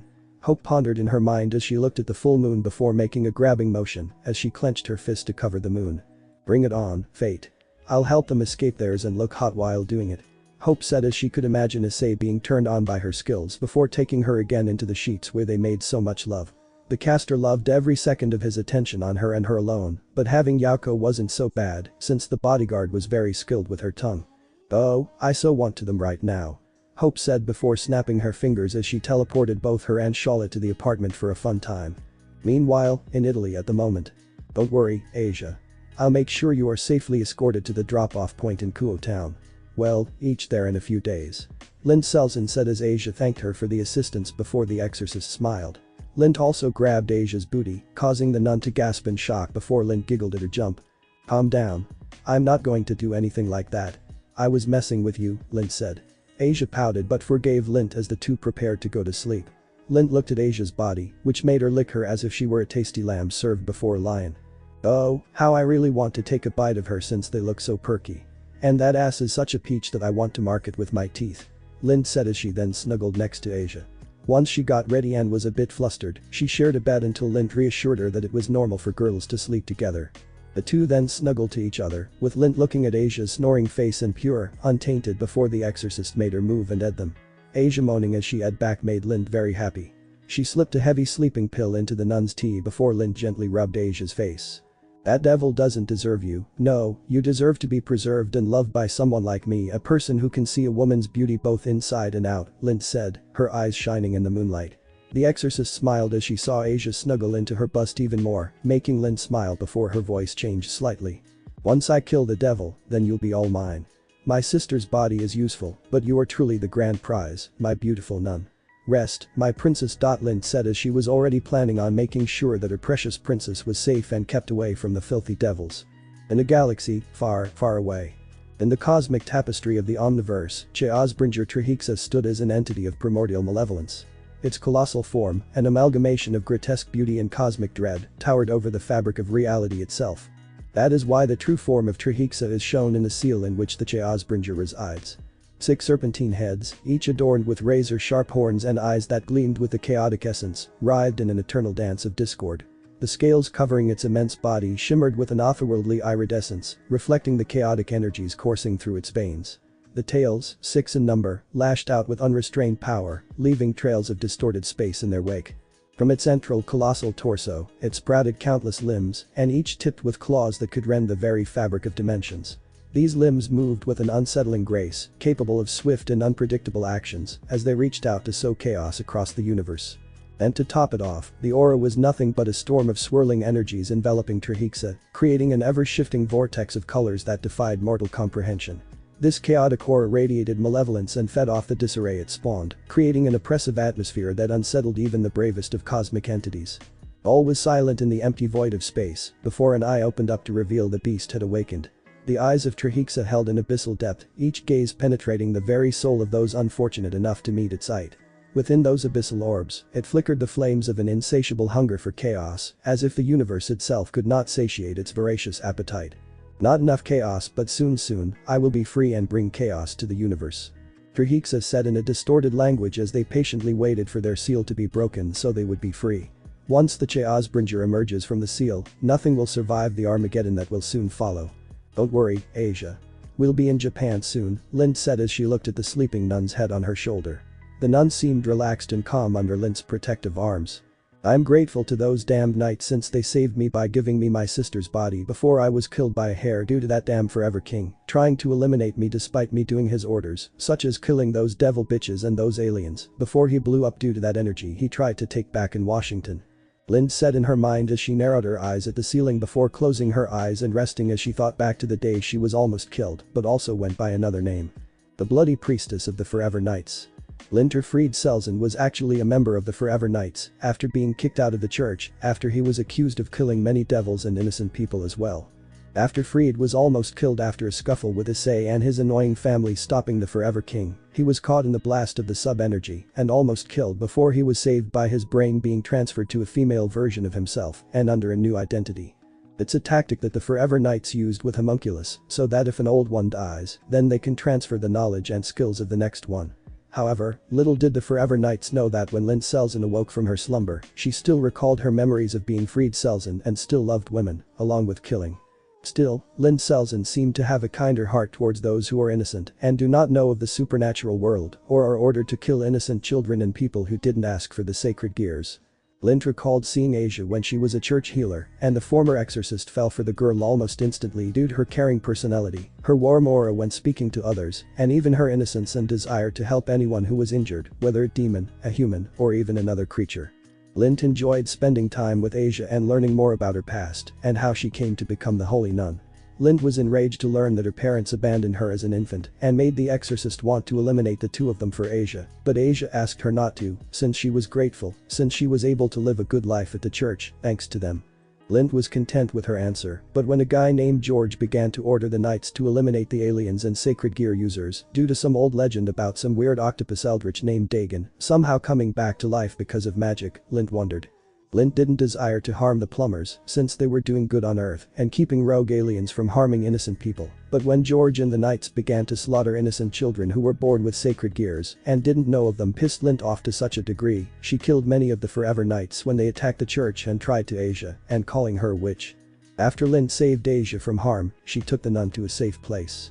Still, she was shocked and scared when she saw George and the Forever Knights kidnap Asia and Irina, who survived the attack somehow and killed the exorcist right in front of Issei. Which led to a transformation and slaughter that was so powerful and beautiful that Lind actually bowed before the transformation, as if it was an actual angel descended from heaven to pass judgment on those self-righteous knights. Flashback. Lind was standing in the darkness as she saw the prison where Asia was kept and still alive. Lind was silent the whole time as she watched Irina Shidu have her wings sliced off her body, along with the scene right in front of her eyes. Holy shit. You go, Irina. Lind cheered as she tried to help the girl gather the courage to confess her feelings to Issei when he came to visit Irina. Then, she heard a loud bang as George flew into the stone wall. Thank you. I've been wanting to do that ever since I saw that fossil try and act like he's tough shit. Lynn cheered in her mind as Issei's words then penetrated the air. You call yourselves the ones who protect humanity? Where were you when Vilgax attacked the Earth? What about Agrigor the Forever King when he tried to use an unstable power that could destroy many civilizations? Where were you when Albedo was trying to destroy the world? Did you not care about humanity then? Issei asked as his body began to release a crimson-red aura before the boosted gear appeared. The watch also began to glow in emerald light, with the aliens switching all around as Issei could hear their voices. A new transformation. Lind muttered to herself as a few moments passed before Issei continued. I'll do it, but not as a being of darkness. No, this deserves judgment from a being that is from the heavens. Issei said as he then spoke to George with yellow eyes. Lind's eyes widened as she recognized those eyes from back when she served the church and the angels. An angel with a fire so bright it burns hotter than the sun.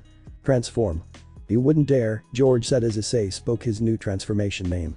The name of an angel that was blessed with the powers of the sun to match the angel's warm personality and kindness they had for all living things. Male.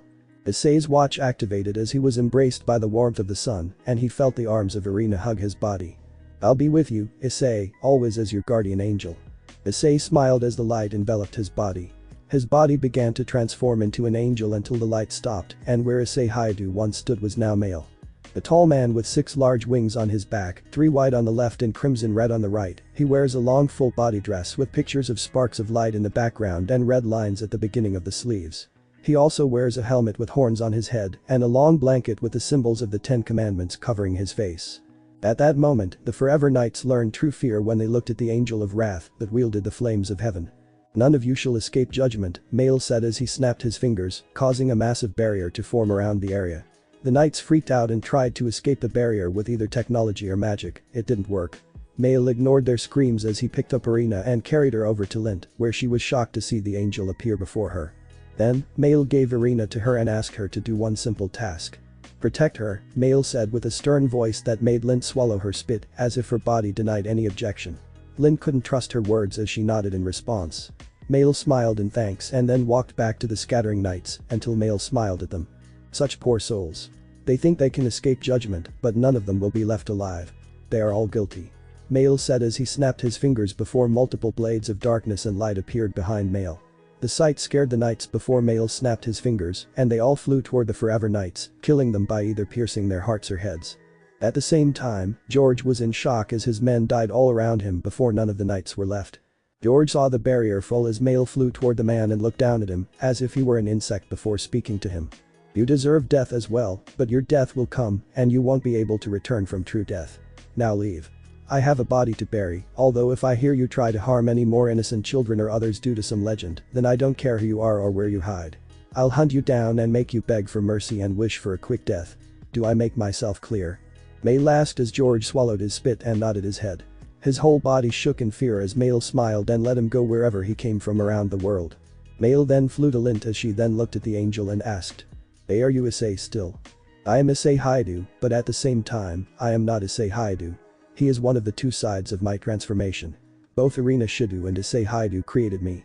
I am male and female. I am a hero but also human. I can also read who you really are, Lint Selzen. Or do you prefer Freed? Male asked as Lint was shocked by her secret being revealed before Male calmed her down. Do not worry. After Issei returns to himself, he will not recall any of this except the memories of him avenging Irina Shidu. I am grateful you kept her body safe. As for the nun, she is fine but asleep, unaware of what happened out here. Male said, pointing to the prison where Asia was kept. Lint bowed and thanked him for helping her get Asia out of their clutches before apologizing about Irina. You have done nothing wrong, dear child. I know if Irina were here now, she would understand your feelings about Asia and how you blame yourself for not being able to save her from the knights, Male said, placing a hand on Lint's head before gesturing toward the prison with his head. Go to Asia Argento and escape with her. I do hope you and Issei meet under better circumstances and are able to become friends in the future. Issei will need all the help he can get for what's to come after Dagon is defeated once and for all. Male said before flying off into the night sky with Irina's body while Lint yelled out to Male. Thank you. And I promise. Male smiled at this as he knew that Issei would have an ally in the former Selzen sibling. I look forward to seeing you again, Lint Selzen. After that night, Lint made a vow to make things right with not only Issei but also Asia by protecting both of them for the angel that saved her reason to live and continue helping others. An angel took the form of a blonde-haired nun with emerald eyes, who had the warmth and kindness of Gabriel herself. And flashback. And soon, I'll pay back my debt and keep my promise, Lynn said as she pecked Asia's head, causing the nun to smile at the affection. The woman then decided to get some sleep as well and keep her safe while mentally preparing to meet Issei after the events of Dagon. After the Battle of Dagon, Issei stayed a bit longer in the States with his family. Still, after asking to attend Kuo Academy, his parents were content with Issei heading back to Japan, but on the condition that he keeps his secret identity under wraps so he doesn't draw unwanted attention and bring a trusted member of the plumbers. Hopefully, Issei is in the mood to listen to me so I can ask him for help. I am starting to get really annoyed with these people at this point. What was I thinking coming back here for high school? Issei grumbled, annoyed that he had to deal with not just his annoying classmates, who ranged from annoying harpies, trying to be friends with him to girls constantly flirting with him, even though he'd said they weren't his type, to the annoying Prince Charming Udo Kiba, who acts like he's into guys more than women. So, the good mood really plummeted after homeroom, and Issei was finally happy to be away from his classmates. I agree. These people are a bunch of vultures who don't have anything better to do. Especially that guy who acts like he wants to bone you. Yako said, rolling her eyes as she had to deal with the girls, asking her all kinds of questions, despite the fact she hates making small talk with people she doesn't like, especially a certain club making a magazine that made Yako very angry. So angry, Yako burned all copies of said magazine, both physical and digital, before destroying the room. Issei, on the other hand, was plugging up those holes he saw near the kendo club, but the members thought otherwise and tried to punish him. Sadly, all of them were taken down with ease due to Issei's many years of combat experience, both as an alien and a human. I must admit, it was definitely amusing seeing you both show a bit of your skills. Drake said, hoping to lighten the mood while Issei sighed in contentment. You're not wrong. It was actually nice being able to fight a bit. Even though the fight only lasted for a few short minutes. Issei said that Yako didn't care about being suspended from school for a week since she could train with Issei and not waste time with the classes droning out the same bullshit both of them knew like the back of their hands. And we just go back to the States, master. At least back in Bellwood, we were able to have some excitement almost every day and actually relax while also having fun. Here, we're basically just pretending to be students, so can't we leave? Yako asked because she didn't want to deal with the annoying perverts except Aika, Mitsuda, and Motohama. It's hilarious that the most perverted people were surprisingly happy to be around while the others were annoying and didn't know something called personal space. Trust me, I want to, but I have a feeling things are going to get interesting here, thanks to what Charmcaster told me about the upcoming events, Issei said before taking a sip of his water. At the same time, Yako sighed before nodding in agreement with her master and friend. Very well, then, if that is what you wish, Yako said until a familiar voice ruined their peace. Hey Issei. Yako. How are my two favorite friends? A voice called out as Issei and Yako groaned, knowing the familiar voice. What do you want now, Azazel? Issei and I were fine and relaxing together before you barged into our fun as usual. Yako said, not amused by the fallen governor, while Azazel looked offended. Ah. Yako. Do you think that I would really stoop so low just to come by because I need some help? Azazel asked while Yako rolled her eyes and replied.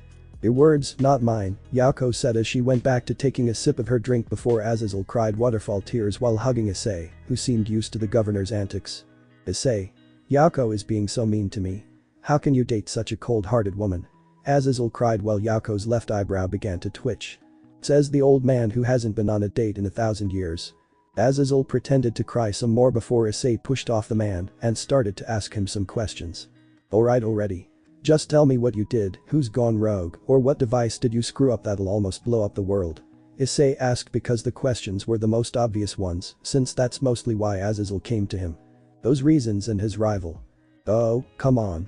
Please don't assume that it's my fault this time. I swear on my father's name. Azazel said. So says the fallen angel. Hey. Would it kill you to show some respect for me? I helped out in your little military group, so that some respect would be nice. And what I was taught is that respect is earned, not given.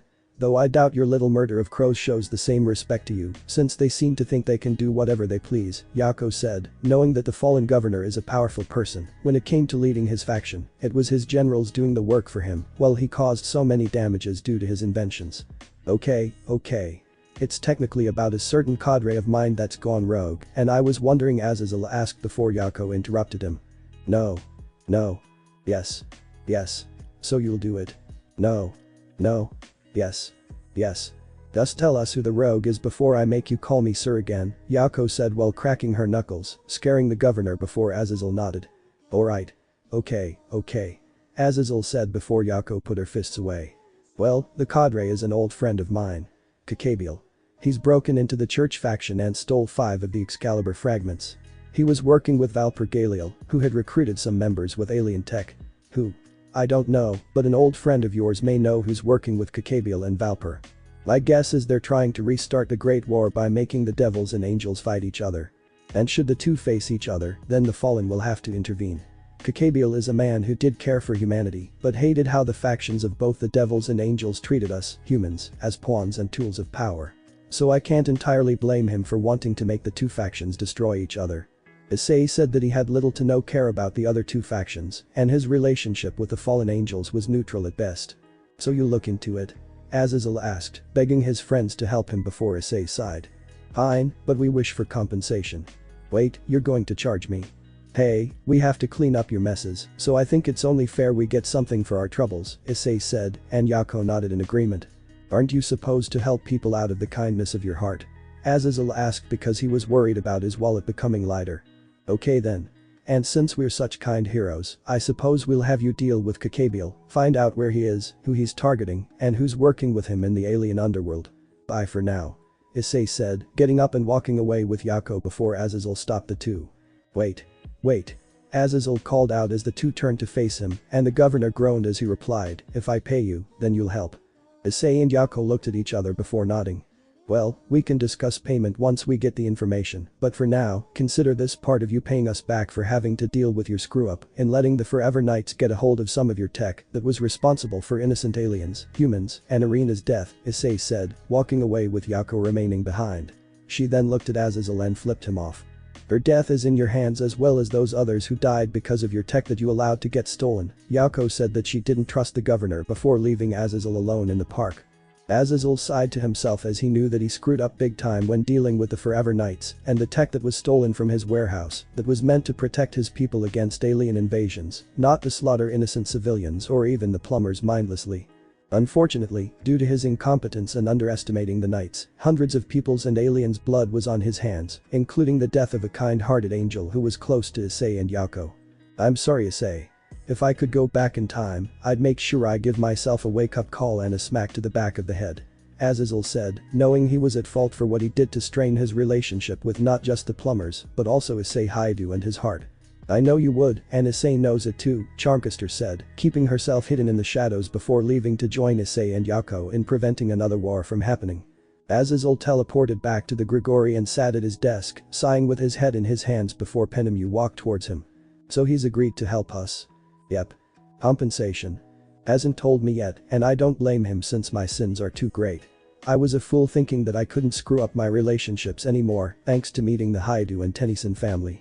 Azazel said, looking at a photo with Issei, Ben, and Gwen, back when the three of them were 10 years old and camping with Max. Azazel sighed once more before Penemu walked over to him and patted his back. Look, you add up, sure, but you're trying to make amends with both sides. The plumbers are slowly beginning to trust our organization again, and Issei agreed, meaning he doesn't fully hate you. Penemu said with Azazel looking down, recalling how Issei saw him once as a second father figure, since they didn't just bond while fishing, but also when it came to training with his multiple transformations, as well as learning about the different species and the supernatural world. Issei was like a younger Azazel, and the fallen governor enjoyed having Issei around, since Azazel never had children, but now, with Issei, it felt like he had a second son. So Issei is still pissed at you for what happened? Vali asked, coming out of the shadows and making Azazel sigh at his first son, Vali Lucifer, the White Dragon Emperor, who's a battle maniac and Issei's rival. Issei and Vali have clashed multiple times, but the score was still 75-25. The Red Dragon Emperor was in the lead, but Vali was still able to keep up with Issei, despite his fighting styles and his alien transformations, with the boosted gear to give them enhancements. Indeed, though, I don't blame him since I'm still trying to make things right for my mistakes. Now, what do you want, Vali? Azazel asked, making Vali smirk before replying to his father figure. I was hoping to meet with Issei so I could challenge him again. I think I can deal with some of his ultimate forms, but I do have a question about the Excalibur fragments. I thought the sword those humans found was the original Excalibur. Bali asked, knowing that a certain girl and her father found a relic that was rumored to be the legendary sword, which made Azazel laugh before replying to Vali. That old piece of metal. No. It isn't the real Excalibur. It's just an old sword that's very durable and sharp that never loses its edge. If anything, it's just a knockoff of Excalibur unlike the true Excalibur. Besides, even if Kakabiel did have all 7 fragments, he's still missing one piece to complete it. Azazel said, knowing that when the Excalibur fragments were made, there was one more piece that was used as a fail-safe to prevent the true sword from being released into the world in the wrong hands. Even if Kakabiel didn't have the key to create the true Excalibur, it wouldn't matter since the 5 are all he needs for his plan. Bali scoffed at this before continuing. At least he won't be a major threat since he is weakened due to the damage Issei was able to do to his wings after their last battle. Ah, I remember that battle. It was just after Issei unlocked that ultimate form he called Mephisto. That was a terrifying experience since Issei was only partly in control of that ghost. Azazel said, recalling the one alien that caused Issei trouble the most due to its transformation, having its consciousness like the others, but rather than side with Issei and help train him, the Icturanite was trying to take over Issei's body whenever Issei used him. Still, thanks to Drag, the ghost alien was sealed away in the boosted Ultimatrix. Flashback. 1 year ago. What's the matter, Issei Haidu? I thought you'd be better than this.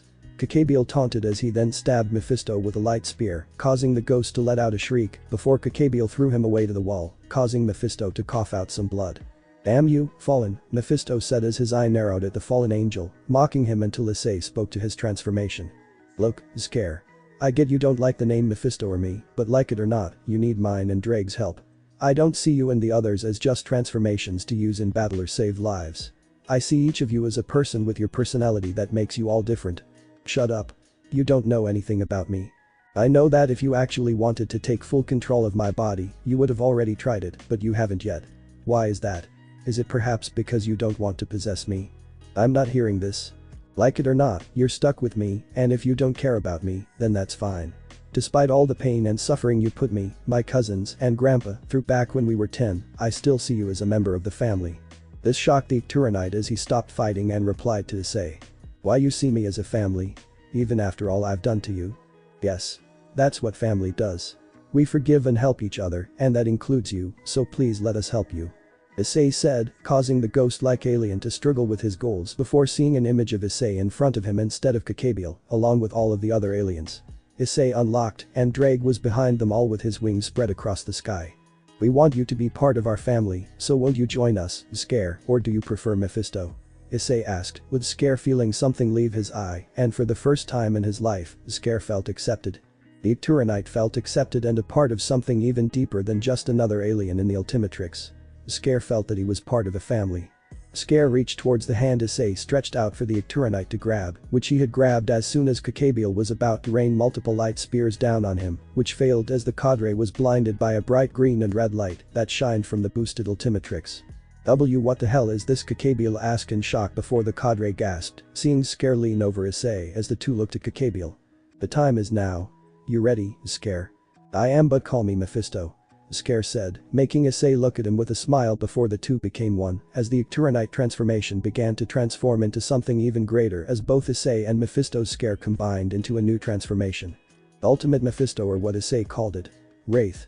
After the light show, Kakabiel looked at the new alien before him and saw this one was not to be underestimated due to his body being completely black with exposed nervous membranes on the alien's fingers, shoulders, and down to his tail. His head consists of red eyes and 3 hairs with red and blue stripes. The booster Ultimatrix symbol was located on his upper area. Nice try, but it doesn't matter since whatever trick you try to use won't matter in the end, Kakabiel said, hiding his nervousness before the new transformation spoke to him. You know something, Kakabiel? I think I understand why people fear you, fallen and devils in the night. Wraith said as he then punched Kakabiel so far that he fell to the ground and struggled to catch his breath before Wraith emerged before him. You creatures of the moonlit world fear the humans, since you know that if they rebelled against the supernatural, then they would be victorious, Wraith said as he passed through Kakabiel and shocked the cadre with powerful lightning, before another punch sent Kakabiel into a tree until he felt his body being forced into the ground by an invisible force. Unfortunately for you, Kakabiel, you are now facing not just a human, but the ultimate Icturanite, Wraith said before his claws extended as if they were becoming blades. Kakabiel felt his wings emerge from his back forcibly, and Wraith floated behind his body with his left hand, ready to clip his wings. In contrast, the right hand seemed to be covered in an aura of sorts. Bakabiel pleaded with Wraith to spare his wings, but the Icturanite didn't care. He then began to slice off the wings one by one until he finished half of them. But before Wraith could continue, the governor stepped in to stop the execution. "Stop." Wraith then looked at Azazel with a small device in his hands that seemed to frighten Wraith. Azazel then tapped the on that forced Wraith to screech loudly as Wraith turned into Mephisto and then Issei before he collapsed on the ground. Azazel was glad he made it in time, otherwise, he knew Issei would have regretted killing Bakabiel outside of his control. Wraith may be the ultimate form of Mephisto and Issei, but Wraith had more of the former blood and battle lust, resulting in a dangerous and strategic transformation that Issei would have to deal with in the future. Then flashback. And to this day, I still see Wraith in my nightmares, since that transformation is not to be underestimated. If Issei and Scare were to lose control of that form, then I can only imagine the horror that form would impose upon this world. Azazel said, ignoring Penemu's reaction. She was terrified of the Icturanite aliens due to their insane powers and terrifying appearances when they emerged in darkness. Well, at least Issei has that form under control, right? Vali asked, getting no answer from Azazel at that moment before he sighed and replied. Maybe. Issei and I haven't spoken in over a year, so I don't know much about his progress, though I do know he and his relationships with his family and girlfriends are still very close with him. Azazel said, recalling how Issei, Yako, Charcaster and Zambina were still in a relationship, but Issei did have 2 other girlfriends. Bali chuckled at that last part, since he was aware of Issei's relationship with the 3 girls and was amused with each of them, but that's a story for another time. So what do we do now? Now we just wait. Issei and Yako are good at getting information, since the 2 are literally good cop and evil cop. Azazel said, knowing that the 2 are not to be underestimated when interrogating others, which is why Yako was feared by prisoners, while said prisoners thanked Issei for saving them from the demon girl. Meanwhile, with said good and evil cop. Yo. Open up. Issei said, banging on the metal door in front of him while Yako was checking out her nails. A small panel opened near the top to reveal a pair of red eyes. Password. Issei rolled his eyes as he then pulled out his plumber's badge, making the eyes behind the door widen in fear before Issei continued. Let us in, and I won't report to the local police about the maintenance auto shop that's also running illegal street racing, robbing multiple auto dealerships to upgrade their rides, bank robbery, heck, you got a rap sheet, so long it's a miracle you only ended up with community service. Right, Rojo? Issei asked, making the panel close. A few mumbles were heard from inside the auto shop before the door was opened, and Rojo looked at the 2 of the plumbers. I hate you 2 so much. Aw. We love you too, Rojo, but we're not trying to take you away from your dom girlfriend, Yako said, blushing as Rojo yelled back. We are not into that kind of stuff. This time, Issei snickered as he replied, yeah. And that's not a hickey on your neck. Issei said as he and Yako walked in, making Rojo gulp audibly. She then tried to hide the hickey from last night's wrestling match. Issei and Yako looked to see the other 2 members of Rojo's gang, who were well known to the plumbers. Azul and Amarillo. Rojo's girlfriend and the most loyal gang member of the group. Hey. Soldier boy. Demon girl. How's it hanging? Amarillo asked, causing Issei to roll his eyes at the nickname the gang gave him. Yako smiled at the name as she then took over the investigation. We need information. An alien who's excellent in technology may be working with Bakabiel, a cadre-class fallen angel, and Valper Galiel, a psycho former priest who is responsible for the Excalibur project that resulted in the deaths of many innocent children. We happen to know that supernatural and crime-related actions around the world go through the doors of this shop. The center of the criminal world that allows aliens, humans, and supernatural beings to hide, plan their next scheme, and shop. Yako explained while Issei was chatting with Azul about Alpha and his upgrades. So, how are you and Yako doing? Great. The school was easy, and most of my classmates either wanted to me or had to avoid the jealous boys at the school. Just a boring day here in Kuo Town. Issei said, making Azul giggle at the sight since she knew that Issei had many issues with harpies that were persistent and envious males as well. So, how's Alpha doing? No issues or anything? Nope. She still runs with more than enough energy to open up a wormhole and is an excellent detective. How are things with you and Rojo? Is she still getting her motor running? Issei asked, making Azul smirk. She then whispered in his ear, causing his eyes to widen a bit. No way no whoa. How are you still walking? Energy drinks and lots of water after the marathon. Issei whistled at this before Yako called Issei over to her side and Amarillo gave them access to Undertown. Thanks for the help, Issei said as the duo entered the underground city. Many aliens and supernatural beings recognized them immediately, causing them to either greet them or scamper them in fear of being arrested, like a certain bounty hunter with a bubble helmet. "Whoa." Bubble Helmet yelled as he was slammed against a wall in one of the many alleys. "Hey, I haven't done anything wrong yet. Quit the game, Bubblehead, and tell us where Siphon is before I ask Issei to crack your helmet again," Yako said while Issei waved their way, scaring Bubble Helmet a bit as he replied to her. "Look. Even if I wanted to tell you, I don't know. I swear. After you and Issei beat Siphon and destroyed his business, a power vacuum opened up for a new overlord and they came in and took over Siphon's business. Siphon was humiliated and those who were his contacts rejected him, forcing him to leave Undertown. I haven't seen Siphon since then, but I do hear that he's been getting into the supernatural stuff, specifically the black market and magic, holy items, keys to unlock doors, illegal weapons, drugs, and other things." Bubble Helmet explained before Issei intervened. "Wait. Go back to and repeat what you just said. The illegal weapons. No, before that. Holy items. In the middle. Oh. You mean the keys. That's right. What do you know about these keys?" "Oh well, Siphon has been working on dealing with supernatural barriers, locks, and the like. Heck, there was this priest guy who was looking for someone to bust a pretty tough lock at this church. Something about some swords to begin the war or something like that. And he didn't go to you or some of Siphon's old contacts." "Nope. The priest went to the new overlord who had taken over Siphon's base. He goes by the name Valentine." "What kind of dumbus name is Valentine?" "How should I know? That's his name, people call him that, so can I go now?" Bubble Helmet asked. Issei and Yako looked at each other for a few minutes until Issei replied to the bounty hunter. "Sure thing, but one quick question first. How about a drink, for old time's sake?" Issei asked before Bubble Helmet accepted it. "Hell yeah. It's nice to see you still honor our code." "But of course, I honor the code. Bounty Hunter Code states that we fight as brothers and sisters in arms. We don't abandon each other for money if the client lied to us about the job," Issei explained before the two headed to a public bar and Issei used some sign language to signal Yako. "I'll keep Bubble busy.